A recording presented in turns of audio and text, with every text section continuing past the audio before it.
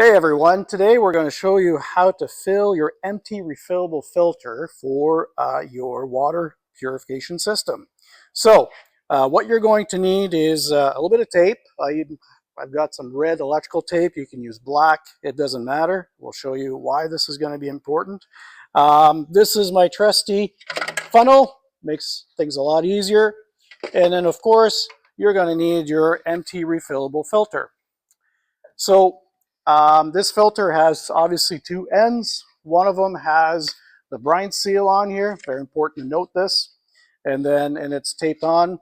And then the other side doesn't have a brine seal and it's not taped on. So this is the cap you want to remove. Now, sometimes removing the cap can be difficult because there's a little bit of residual glue that prevents it from being open if it's really hard. Typically, all I do is put it like this and then just give it a bit of a tug and then it comes up. All right, so put the cap aside. Now, I like using half cubic. With the half cubic, you probably get about 5 refills. And I like using a little tub here so that the resin goes into that and not on the ground. Note that resin is very slippery, and so be careful when you do this, especially at a customer's property. You don't want anybody slipping. All right, so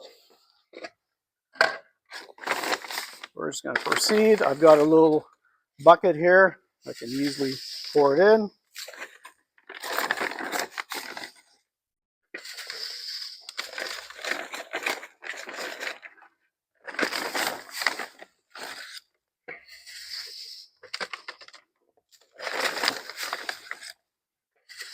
So one of the key things is to make sure that the resin is well packed inside your filter. So I always recommend just tap it down on the ground. It will bring the resin down and pack it properly. So that's something you can do over the few times you put resin in.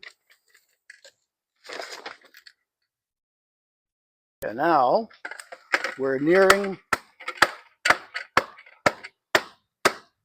the top, so we're going to carefully top it up.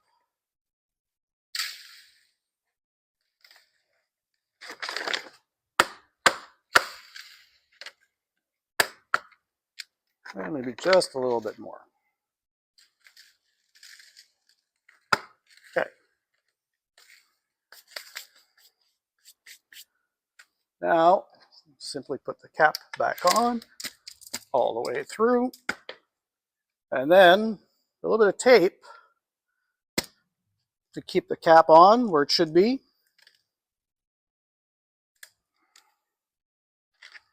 And also helps preventing water to get through there.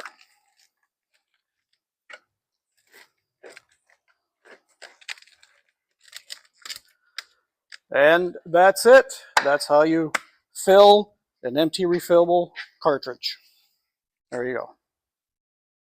So all right, folks, so now we've got our filled cartridge. Now we have to put it into our TDI.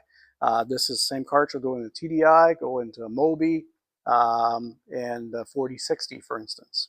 So very simple. You need to identify the end. So this is your outlet. This is where the pure water comes out of. Don't open this side. Move on to the inlet side, which is this side here. This is the cap you want to open. Very important, and I'll show you why in a minute. So I've obviously taken the screws off already. Take the clamp off. Take the cap off here. And then we pull our old cartridge out. Now notice that I pulled it out, the brine seal was on the inlet side. That is super important. Don't turn it around. It's got to be on the inlet side. What that does is as the tap water goes into it, it prevents the tap water from escaping and getting in between the housing and your cartridge. And it prevents it from going in and mixing in with your clean water. So this is a super important piece, brine seal on the inlet side. Now, we're ready to put the new one in. So again, brine seal no brine seal. So we'll just insert it this way and then push it in all the way. Put your cap back on. Put your clamp back on. Now, this is super important. The clamp needs to straddle both the housing and the cap. If you put it this way, you're not clamping anything. And as you put your water in, your cap will pop off. So this has to be this way, like this. And then just put your screws back on and you're set. You're back in business.